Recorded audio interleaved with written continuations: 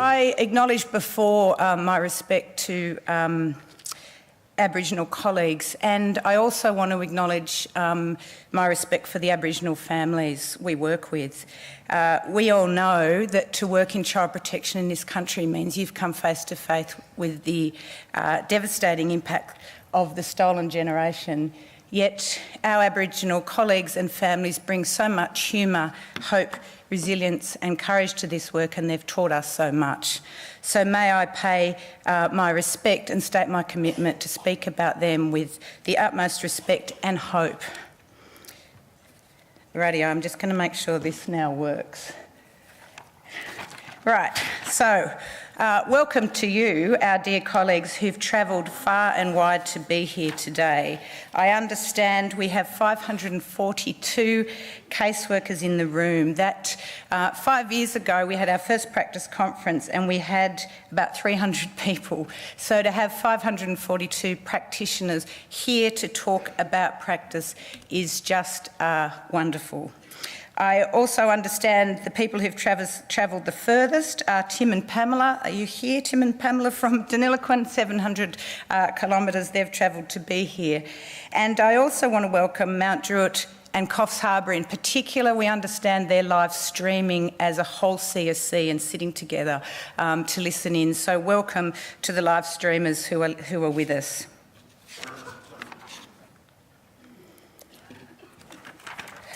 So, our hope for you is that when you leave here at the end of these 2 days, you feel cared for and you feel inspired. You might feel challenged in some of your thoughts. You might be wanting to take back something for one of the children or families you work with. And I invite you to leave behind the things that might be occupying your mind about work that are not about practice, to open your hearts and minds and to soak up every morsel you can to inspire every interaction you have with every child who needs you. And I invite you to join with your colleagues and your leaders in that spirit. I give this opening this morning on behalf of my very dear colleagues in the OSP who've worked very hard to get us here. We kick off not because we think we have more important things to say than our wonderful keynote speakers, indeed not. We do so because we want to set the frame for the 2 days, to lay it out for you so that you can make the linkages between all that you will hear and our conference themes, and to help you integrate what you will learn. We also start because we want to model best practice in transparency. Excellent practice means being upfront with families to help them see what is working, to take hope and be inspired by the differences that make a difference. At the same time, it means being upfront with plain words about what is not working or what could be better, to build shared understandings. This is important, done well and with dignity, because hearing about what is not working can be as inspiring as hearing about what is working. It is, of course, the conversation is done well and the common goal is very clear.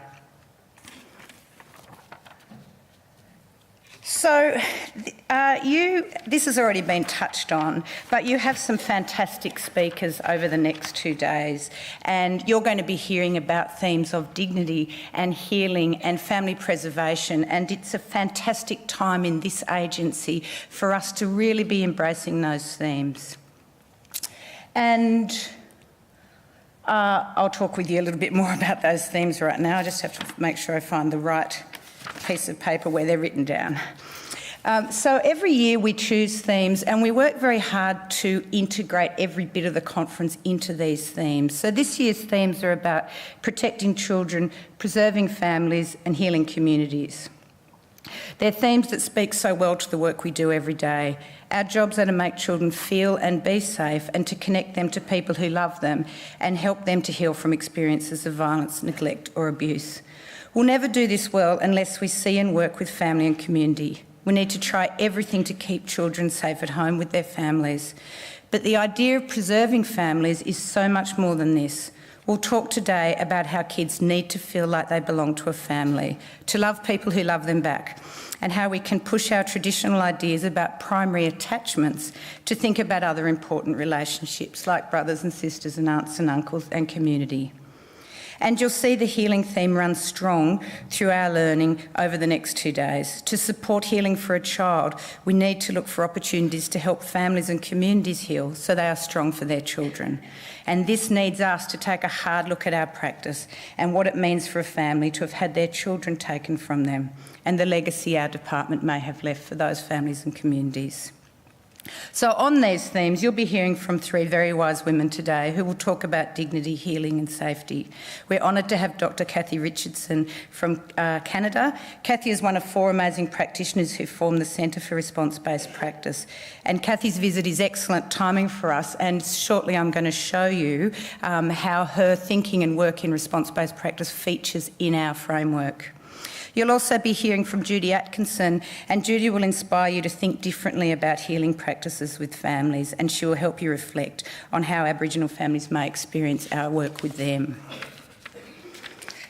And then at the end of the day, Helen Oakwater will be joining us from London. It's bright and early for her over there by then, but you will love her ideas about seeing the child behind their behaviour and help them understand their experiences and how their experiences might change how they interact with the world. So that's a little bit about our themes. Oh, and that's about our speakers, and you'll be seeing them all in the flesh very soon. So what I want to do for the next little bit is just talk with you about the themes of our practice in the last year. So as you know, in the OSP, we are very privileged to walk alongside you to celebrate practice, often through the Shining a Light stories, and we also are there often in the hardest times through child death and serious case reviews. And every year we have a commitment to feeding back some of the themes that come out of that review work and that writing work. And that's about learning, and it's about celebrating, and it's about being brave enough to reflect honestly. But most importantly, what I'll be doing is talking to you about our practice framework. And the Secretary will be here tomorrow to launch the practice framework. I certainly won't be stealing his thunder, but humble man he is, he only wants 10 minutes. So we've agreed that I will flesh out some of the content that's in the framework, and tomorrow will be the official launch where you'll actually get your own little hard copy of the framework. So moving on, I couldn't resist slipping this little photo in, and it comes with a little disclaimer really, because this is Hunter from the H litter, and 4 weeks ago tomorrow Hunter joined our family, and before he arrived I was very cool, calm and collected, and if anything goes wrong with this speech this morning, it's because Hunter has brought with him a whole lot of chaos. And he's also exposed me to be a little bit of a fraud, because the H litter that Hunter belongs to is a litter of guide dog puppies, and I sold this package to my family that it would be a great idea for us to foster a guide dog puppy for a year with the intention of him going into full-time training when he's about 14 months of age. And it's been an interesting journey already, because of course I'm comparing it with our messages about fostering, and the first message the guide dogs give you is really it's just your job to love this dog. And in all the evidence they've done about what makes a great guide dog, kennels and keeping dogs in kennels at the Guide Dog Centre doesn't work in the same way that a family loving them for a year can. So I really brought my children along on this journey around it's okay to be sad for someone else, and don't love him sparingly, love him fiercely, and you don't have to own something to love it. And they certainly came along the journey, and it only took me 2 weeks to suddenly think, how are we going to do this? And found myself noticing maybe he's got a little bit of a hearing loss because he doesn't come when he's called, and maybe he won't make a good guide dog because there'll be something wrong with his hearing and they'll give him back. And I found myself thinking about these things, and the next day I heard my boy lying under the table talking to him saying, "You're going to make the best guide dog ever." And I felt quite a lot of shame. And then just last week I took him to his first sibling contact visit. And I thought I did quite well preparing him for sibling contact. I'd remembered the names of the rest of the H litter, and let me tell you, they're not great names. But and it's tough. It's tough being a guide dog puppy, because at sibling contact you're not even allowed to socialise with your brothers and sisters. When you're on a lead, you're there to work, and he wasn't allowed to talk to them. But I was pretty confronted by the success of Hope and Havana and Hayley, who can sit and drop and high five, and poor old Hunter's got a long way to go. Anyway, but he is loved. So let's just get back to practice. Now, I say this all the time, and I'm going to keep saying it because it's important. Child protection is what we do. It's what we do as an agency, and practice is how we do it. Practice is the thinking and the talking and the relationships and the compassion and the curiosity and the care. And practice is the magic that keeps children safely with family or keeps children cherished and loved and thriving in the care of other family. This conference is all about practice. And actually, I have a new title. I used to be called the Executive Director, Office of the Senior Practitioner, and we've just recently changed it to the Senior Practitioner. And for me, that's important. A great academic from Queensland talks about if you want to fix practice in statutory systems, you must build financial and hierarchical incentive for people to be good at practice. And we've come a long way in that in an agency. So casework specialist, casework positions, manager casework, practice leadership, talking about those roles as leadership, through to everyone who works in the OSP has a strong practice base. And it's obviously really important. And we've knocked back some great people who wanted to speak at this conference. Some of our good colleagues in the permanency reform. We have given Lisa Alonso Love 10 minutes to talk about child story this afternoon, but we're very clearly saying everything's got to be about practice and the interactions, so it will inspire those.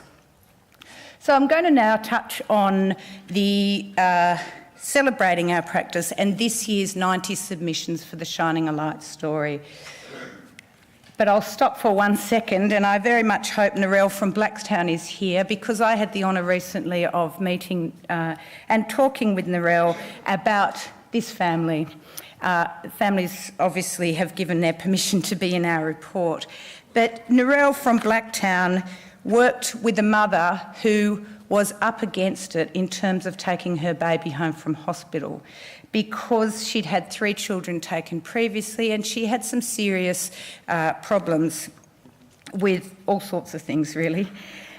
What struck me about Narelle, and I spent far longer talking with her than I was meant to, and it was for me more than anything for her, was that I was just struck by her how perfect she was for the job. The story's called The Best Use of Me. Check it out when we launch our report.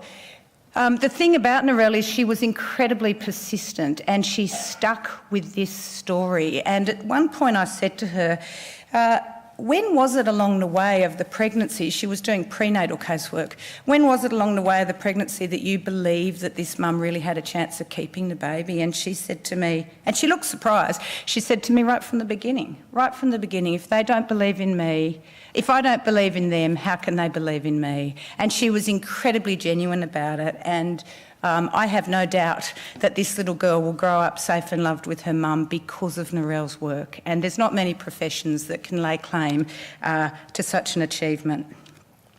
So we're up to our 5th year, and this year is going to be bigger and better than ever. Of the 90 submissions we received, it was interesting to look at the themes that people are proud of and the work that they're wanting to talk about.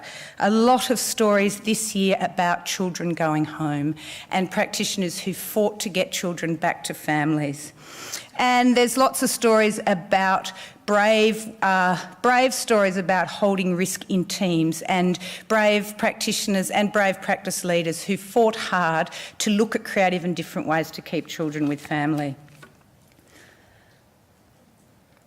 One of the themes that stood out in the stories that worries me, and I'm hoping it's going to be addressed when we talk about the framework, is this issue that stood out a little bit in some of our stories, and we've noticed it a bit lately, and it's the issue of the growth of a very big system, and we see all the advantages that come with a very big system, and all of the unique skill development that come in family preservation services, out-of-home care teams, prenatal teams, adolescent teams, growth of work in the sector and the case management transfer to the sector. And we see so much good that has come from that. And I also step back from that and share a worry with you, but not an overwhelming worry because it will be addressed by the framework, I hope. But it was a worry about the importance of not just working with our bit of the family in isolation to the rest of the story. So one thing that did stand out in some of the stories this year was brilliant and inspiring work about keeping one child in the family. And then when we look at this family, when it comes to us and we step back and we say, but what about the brothers and sisters? Sometimes we found that there might be other children growing up in different parts of the state, case managed by different districts, case management sometimes by NGOs, and the practitioners themselves not feeling able to impact on that broader system. Now, obviously, sometimes there are reasons why children might be very settled with other families, but when one child can live safely with a parent with no legal orders in place, it doesn't make sense that parents would be having supervised contact with another child. It doesn't make sense. So we need to do better on that one, all of us together, and we need our practice leaders and our practitioners to stand up in those situations and say, although this child might be my responsibility, and although there might be a child 10 years older in another part of the state, I'm going to make that phone call because it doesn't seem quite right to me. It also shows to me the incredible disadvantage for some of our families. And we must never forget the power we hold, and the power we hold particularly in a legal context when we're working with some of the most disadvantaged people in the state. We have come across stories of mothers who, exactly as I said, full-time care of one child at home, no legal orders, and another child growing up in the state's care somewhere else. And those mothers are just thinking that's the way it's got to be. Whereas we know that that's not the way it's got to be, and we need to help those people. They shouldn't need to take the first step around seeking legal orders, going to court. It's about us looking at the whole system. Okay, good time to move on to a very important piece of work. So I'm hoping most of you know what I'm talking about here. This year we've started an incredibly important work on the review of Aboriginal children in care. So Professor Megan Davis works out of the University of New South Wales and she is the independent chair, and our agreement is she will oversee a review team that will work within FACS to review 1,152 children who entered care between the financial year of 2015 and 2016. And just yesterday, our new director, Braden Nabala, started, who will lead the review team for us. This, I think, is the most important job the entire department has on its plate in the next year, and I think it's the most important job we've ever had. It provides us with a fantastic opportunity to work together to look at a very large number of children, and that we do so with urgency and immediacy and courage. One thing that's important about this review is that we pull out themes, and that Professor Megan Davis and her team are able to report on those themes, and they will report to the government, to our minister, with recommendations for practice improvement. But more importantly, and the job that absolutely sits with us, is a commitment to make sure that every one of those 1,152 children is thriving. And we know that as we go around the state and as we work with you to look at the circumstances of some of those children, we know that it's quite possible we'll find children who aren't thriving. And our commitment, all of us together, has to be to make the most of this opportunity to do right by those families and those children first, and then hope to take the learning from that into our practice for future children.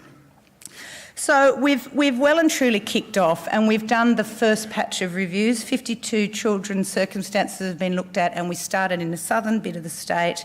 And hats off to Jill and her team, Kim and Alison, Todd, Virginia, Tina. I'm sure they're all here somewhere.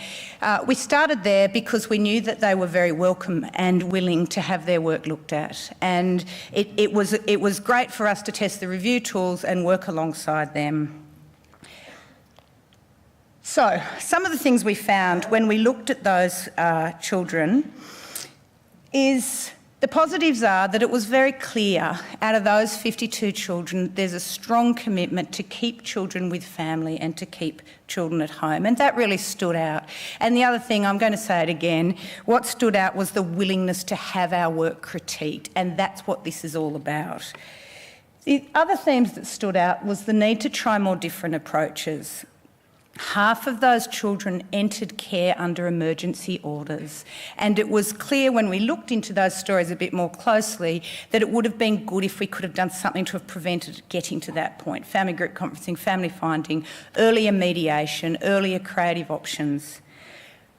The other thing that we found when we looked, which was pretty sobering, is only 37% of those children had Aboriginal consultation. So we really need to improve on that, because the importance of consulting with an Aboriginal person about the culture of the family, the language of the family, the traditions of the family goes without saying. Something else that stood out in this early review, and I'm pretty sure a lot of these themes are going to continue as we go around the state. When we finish in Southern, the next cab off the rank will be Hunter, New England, which is a very big patch. And I know Marie and her team will equally be up and open for us to come and work with them on these children. So only 30% of the children, while their Aboriginality was recorded, for only 30% their cultural group, their family clan and their language was recorded. And that's something very simple you can take away right now, because it's incredibly important to be having those conversations, recording that information. The other thing that stood out was that we obviously have a legislative and a moral obligation to keep children connected to culture, and what did stand out in those reviews is not enough of those children were deeply connected to culture in the way we need them to be. I suppose the only other thing I do want to say about the Aboriginal review is it's really important from where we sit in the OSP that you understand that we want to work with you in this, and that it's not about review work to come and find fault, and we won't be writing reviews that name people. It's about all of us together taking this as an opportunity to do something better. When we find if and when we find children who are not doing well, it's really important that we work hard to understand what stopped the practice from being better, and understanding that practice, it's not simply understood about why couldn't someone see something or how could they have done something like that. We will work very hard not to do that. It'll be about understanding that our practitioners are a product of a very big system with a long legacy and a past of very strong forensic investigatory practice, and that we will be working from that lens when we look at those cases, and it works best when we come and do it with you. We also know that we will find children in this group who are absolutely thriving and who are proud of their culture and are back with family, and we will find practitioners who will be thrilled to talk to us about how well those children are doing. The next important piece of work I want to talk to you about is a piece of research we've been leading that we call Risky Business.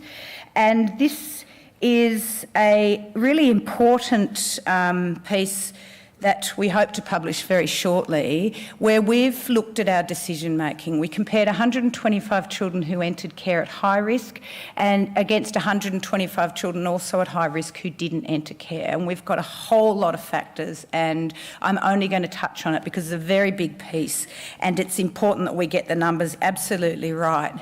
Suffice to say, there's some sobering themes coming out of this research that probably don't surprise any of us, but they're a little bit of a call to arms, because what the research is showing us is there's little consistency in the way we make decisions. And decisions are serious about whether a child is taken from their family or not are often inconsistent in the way we use our tools and the way we've processed or analysed information.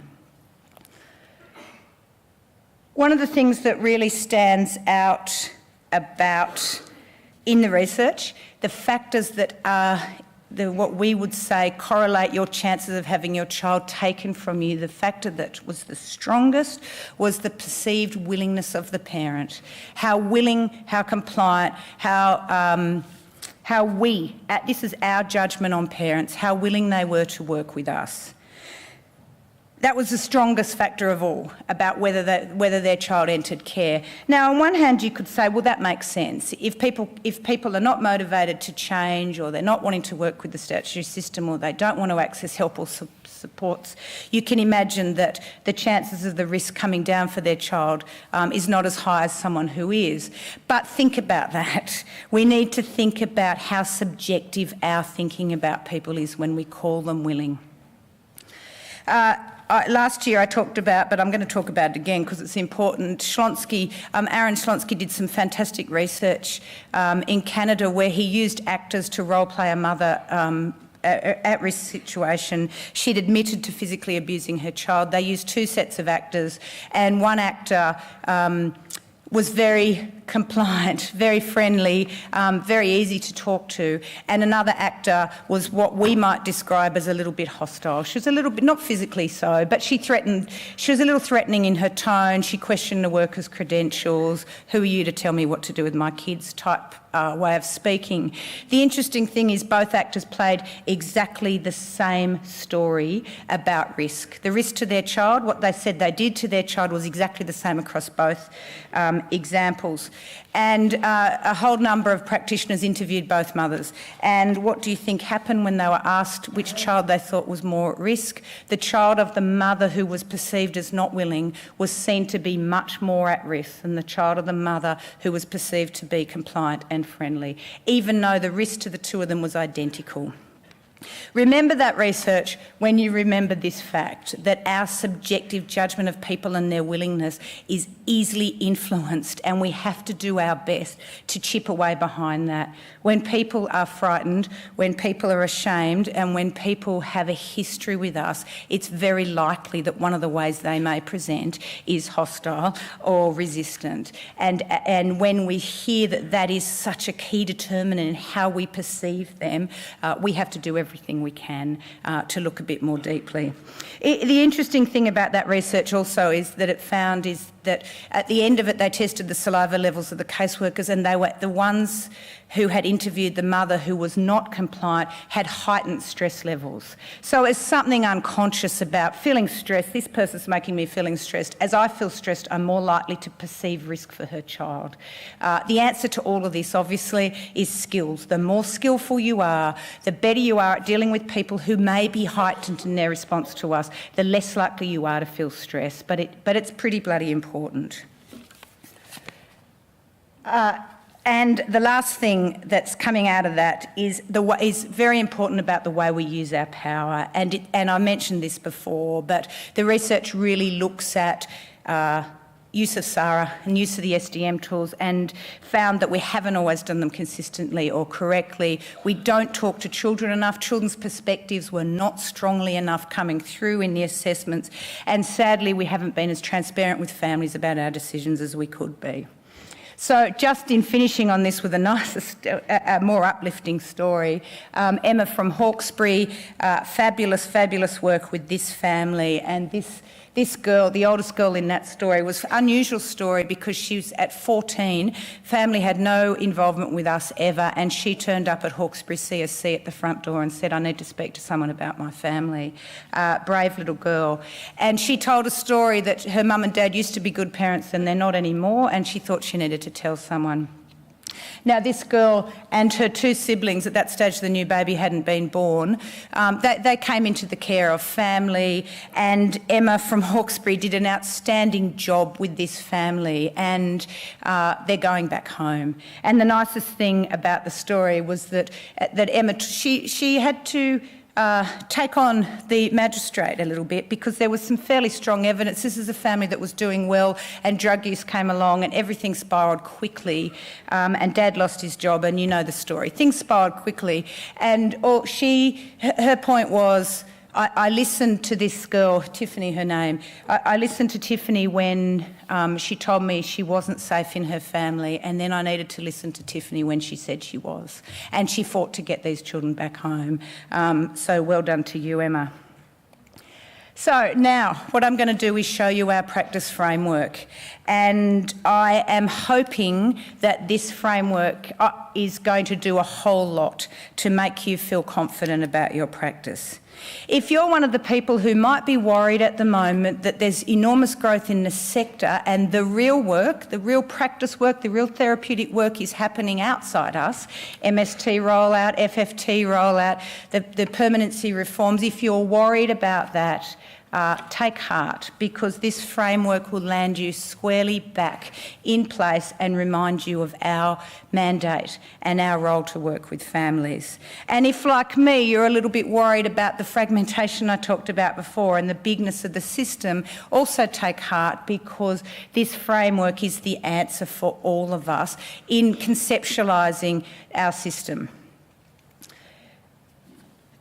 The really important thing to remember is the growth in the sector, and I'm not meant to use acronyms, I just said the MST and the FFT, that the growth in the sector for family preservation services is really important. It's families' best chance to keep their children with intensive clinical, practical, therapeutic support. However, that does not mean that our role in the system is becoming minimised. My worry that people will see this as an opportunity, or not an opportunity, will see that this translates in some way for us to be sifters and sorters and referrers of information to get our families out to services, and our role is merely a conduit. Please don't think that, because this framework, it really clearly articulates a mandate which is about us working with families. We will always be the first knock on the door. No other agency is signing up for that role. And that first knock on the door is arguably the most important interaction a family will have with the system. We will always be alongside families holding the level of the risk, and we need strong skills to work with the sector and understand the work they're doing. You can't make good referrals if you don't know what it is you want for a family. And we will need to be alongside families in doing so. Oh, I hope I can work out how to go backwards.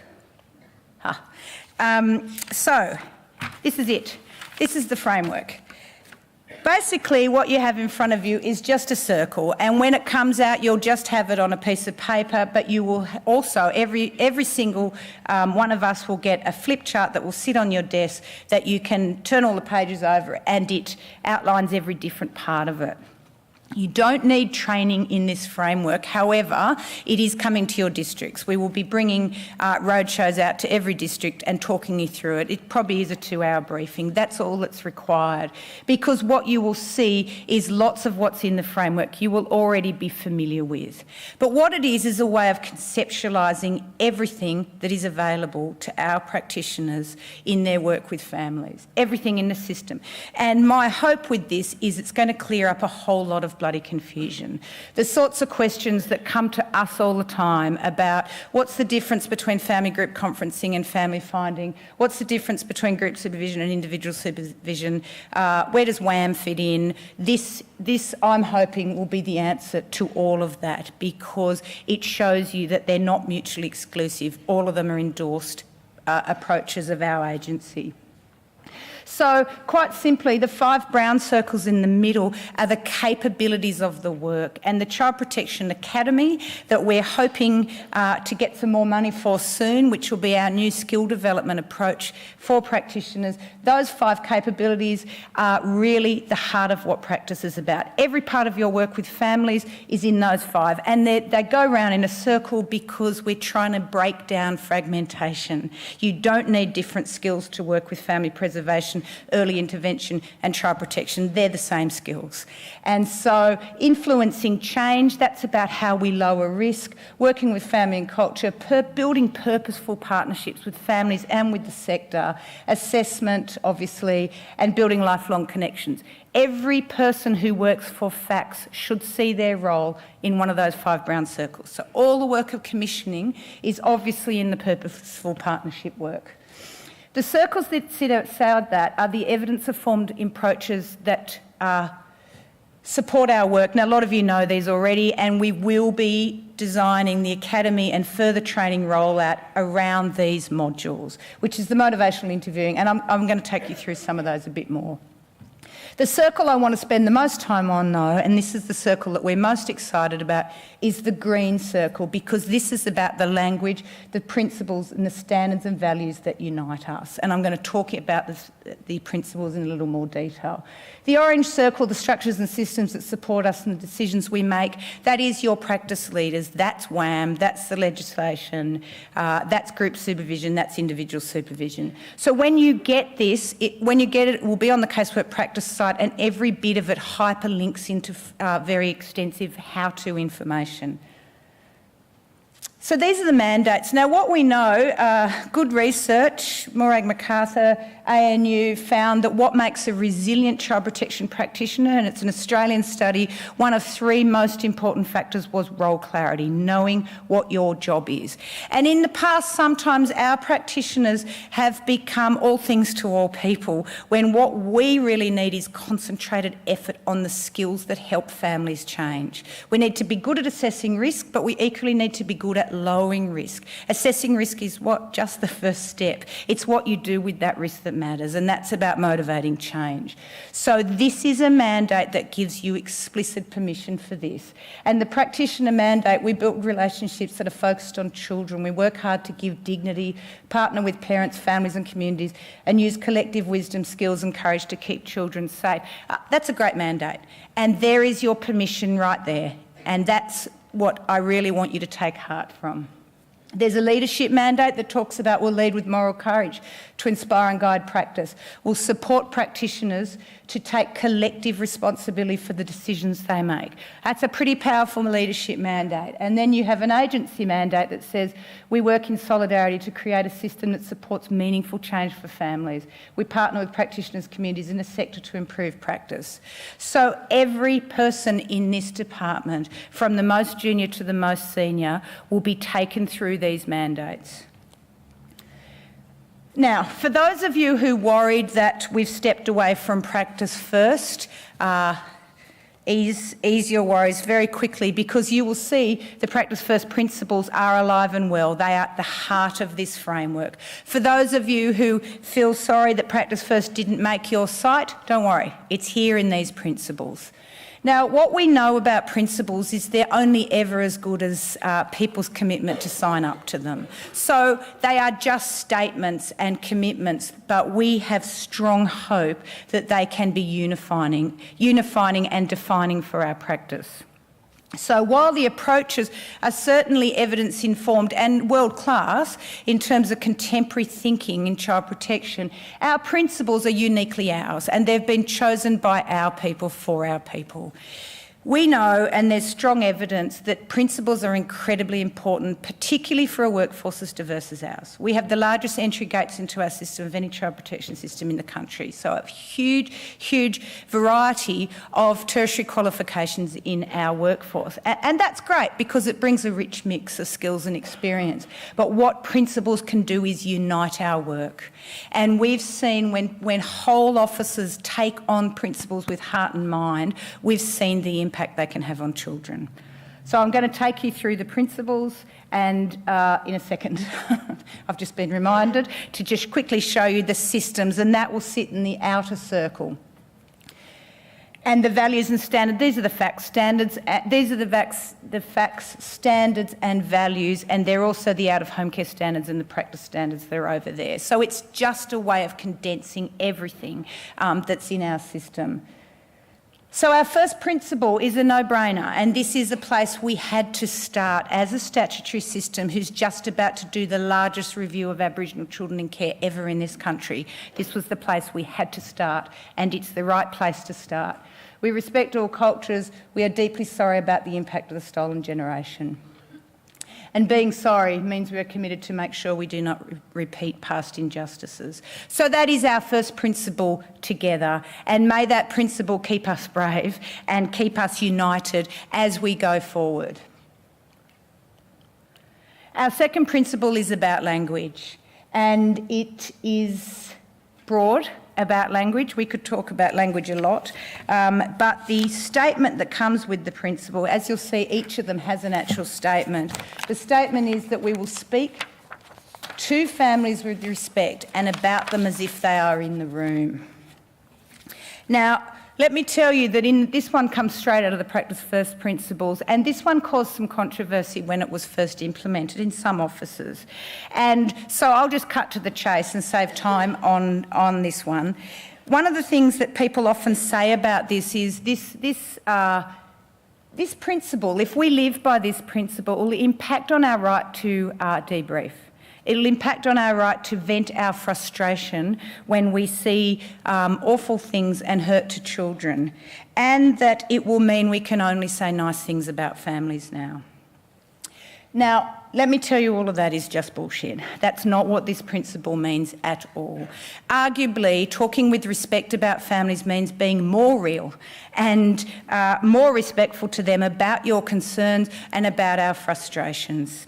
The issue about debriefing makes no sense, because speaking about families in a way that's disrespectful, unkind, cruel, blaming, I think is often a way of protecting us from the real feelings. It's a way of keeping our families over there. So from a debriefing point of view, saying, oh, well, that mum's useless, she's never going to change, or saying, I feel very frustrated, or I feel very worried, or I feel very sad when I think about mum because I think she hasn't made the changes she needs to keep her children safe. From a debriefing point of view, this one's obviously stronger because you are talking about your feelings. But if mum heard you say that, she would feel respected. It's transparent.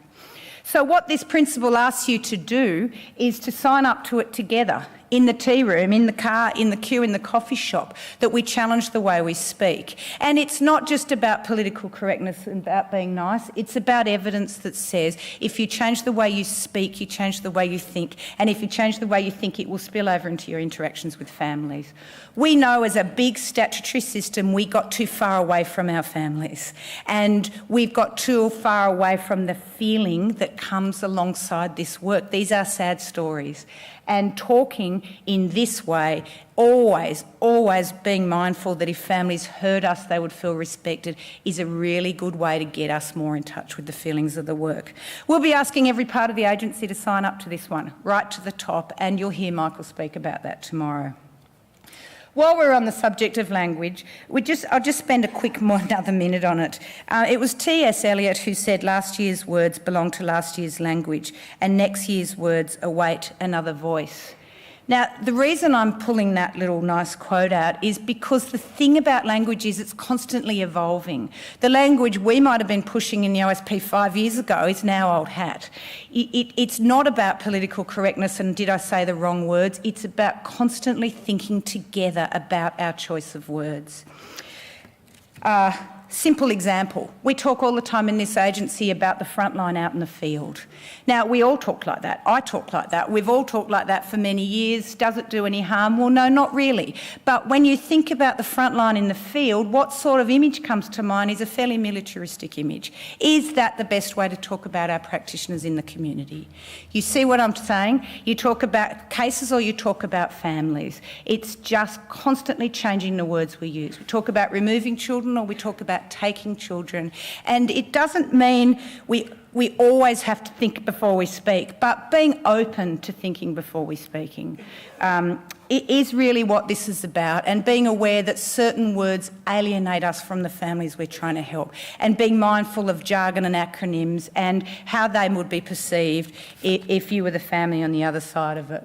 Quick example, I've used this before and I'm going to keep using this example till we don't ever see it again. This is a standard child protection report, and you can see, because you're smart people, that there are 3 words that are problematic in this sentence. The child was exposed to incidents of domestic violence between her parents. You know what the 3 words are. The first one was exposed. It makes it sound like she was very distant from it. The second one is incidents. An incident implies a beginning and an end. It implies that there was an incident of DV in that family and that was it. It came and it went.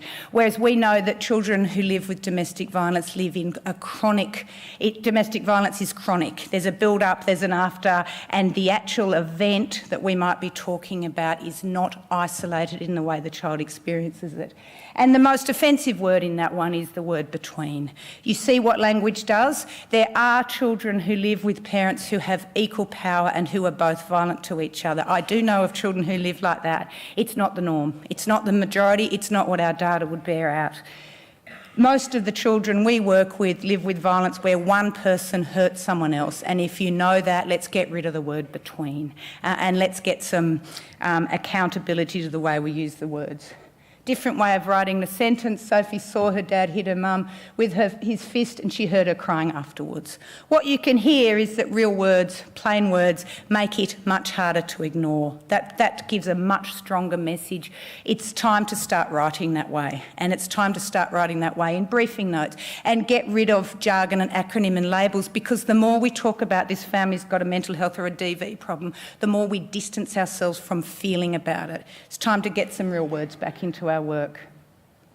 Number 3 is about relationships can create change and restore dignity. And the bit about this that's most important from my perspective, probably the bit of the framework I'm most excited about, is that sentence at the end. We persist and take responsibility for the quality of relationships we form. Incredibly important because of the amount of times we describe parents as not compliant, not engaged, or children who didn't accept the referrals we made, or children who didn't want to participate. And it's really clearly saying, if people aren't working well with us, what should we do differently? And we need to take responsibility for that. We knew this back in the 70s. Here is your invitation. It's loud and it's clear in this mandate about the quality of our relationships being the most important asset we have. So number 4 is about critique, and I've talked about this a lot already with the Aboriginal review. One of the things that stood out in the risky business research was a pretty worrying sense from a lot of our practitioners that they didn't think other people should look at their work. I don't say that critically of them. I'm not interested in being critical of practitioners. Where we see worrying themes in their practice, it's a product of a system. But we do need to look at it. And I think it's happened because people are not used to their work being looked at closely. We owe it to children to be very open and very, very familiar with other people critiquing and looking at our work. The simplest way to think about this one is to ask yourself the question, on a scale of 1 to 10, how confident do you feel to challenge a parent about their parenting, and talk about your worries about their parenting, and then ask yourself on a scale of 1 to 10, how confident do you feel to challenge your peers about their practice with another family? And if you find your numbers different, it's something for us all to think about, because children need us to be courageous and to challenge and to expose and think differently. And it's not about blaming and it's not about shaming. There's rarely one right answer in this work, but it is about being open to critique. We know that one. And the other sentence that I'm probably equally excited about in the new framework is this last one. And it says that our skill base and integrity is as useful to children as our statutory powers. And it's a good one to ground us. When you are knocking on the door of a family who you are new to working with and you might be feeling nervous, it's a useful one to thinking about. Where do I get my confidence from today? Is it in my skill base, my compassion, my curiosity, my knowledge, or is it in my statutory powers? And there are times you need to use both, but it's about balancing them equally.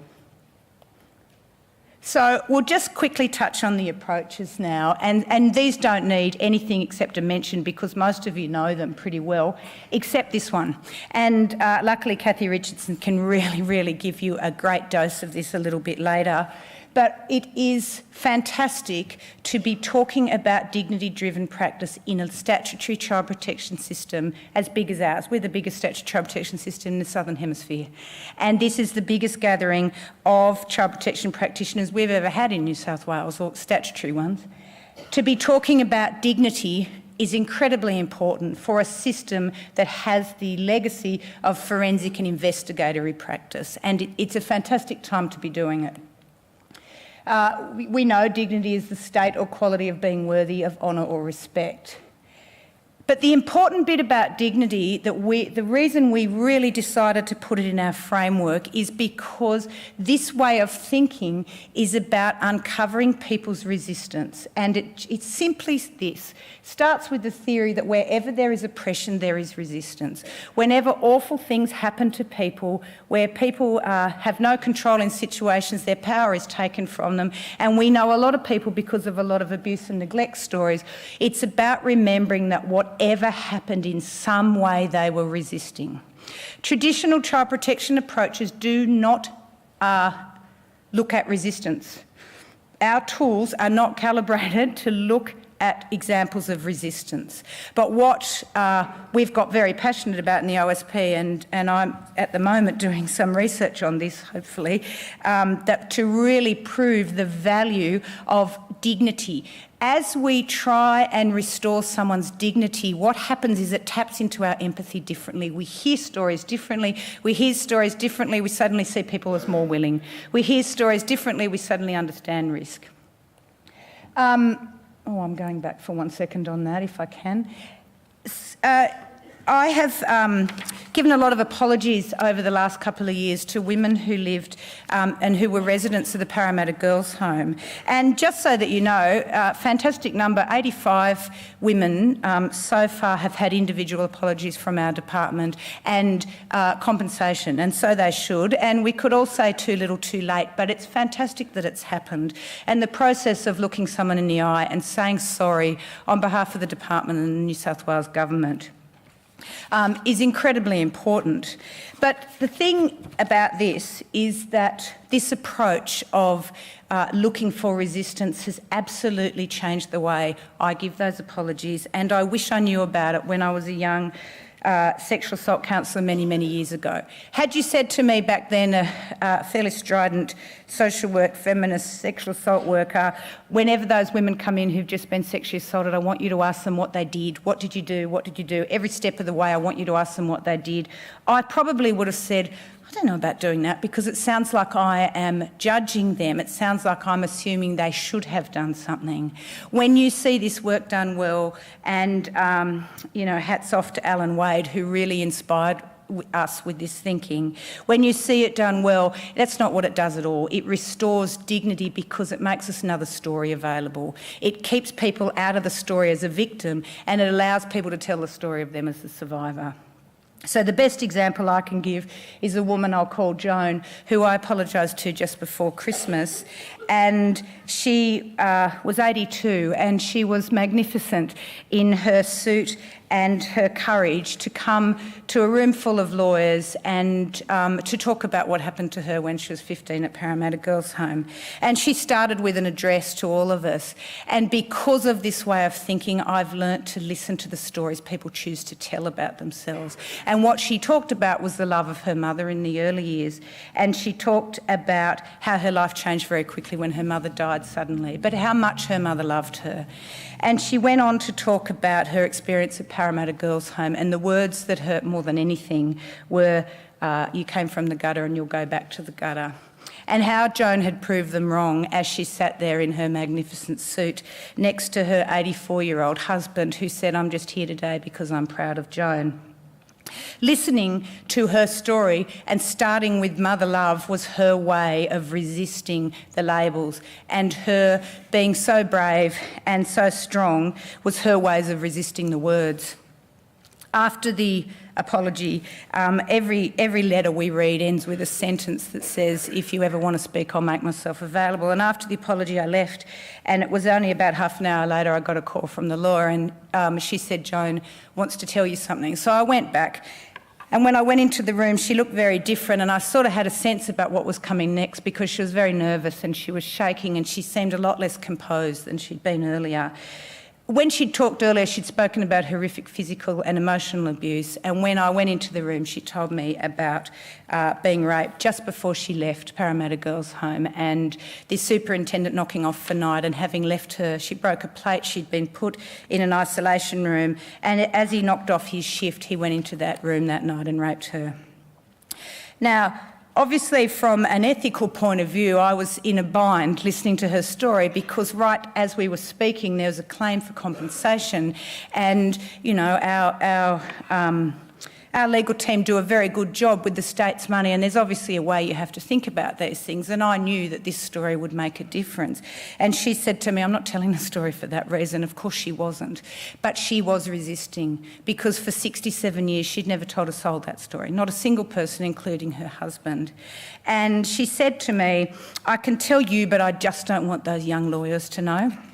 Like you, Phil, I'm not young either. And in this instance, it was a compliment because Joan said, I just don't want those young women knowing that awful things like this happen to girls.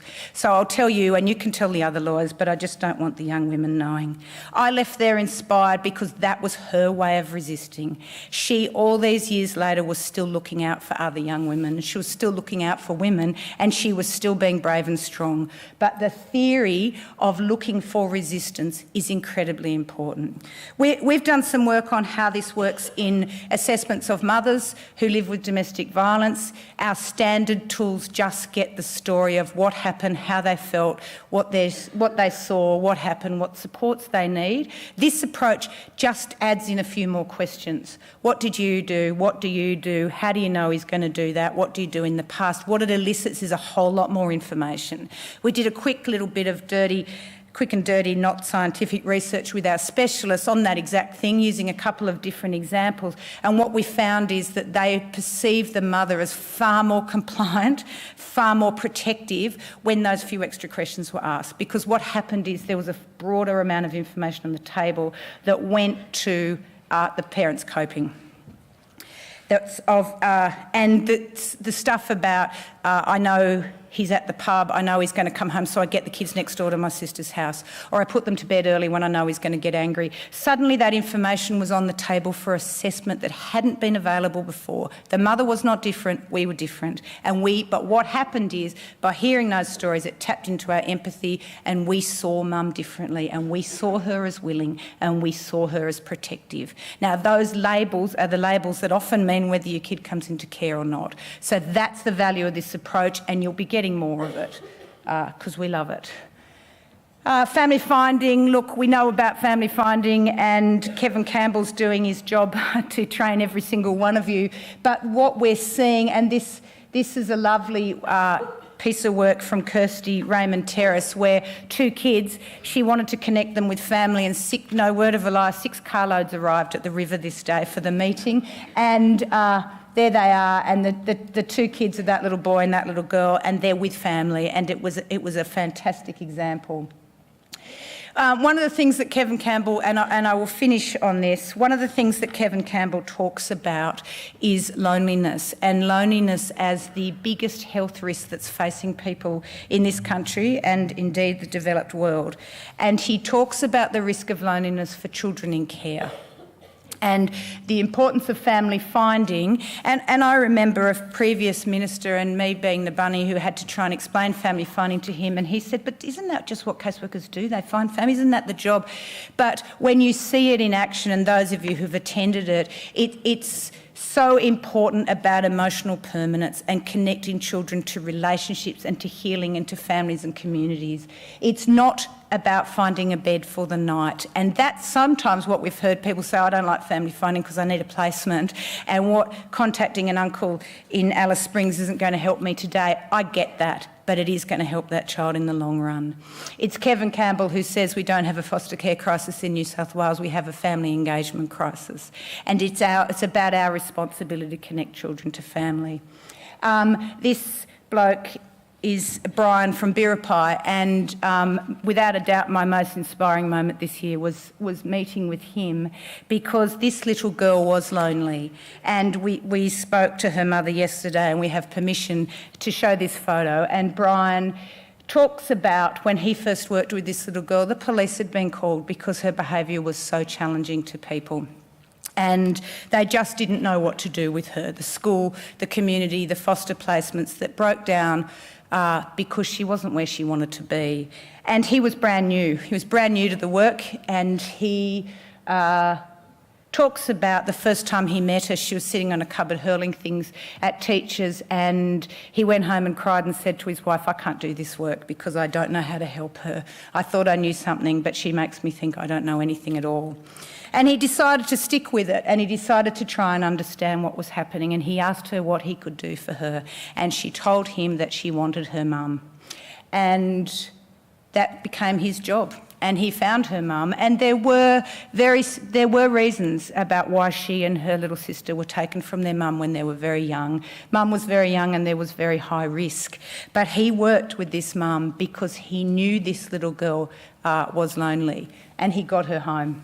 And a year later, there she is with her lovely mum and her lovely sister. A year later, there's no legal orders left for this family, and that little girl who had labels and medication has none of them anymore. And that was a fantastic story of courage and family finding. And he said that this little girl, his decision to work with her was the best decision he made of his entire career, and he was absolutely the real deal. And what an amazing achievement! And you tell me a job that's got greater rewards than that.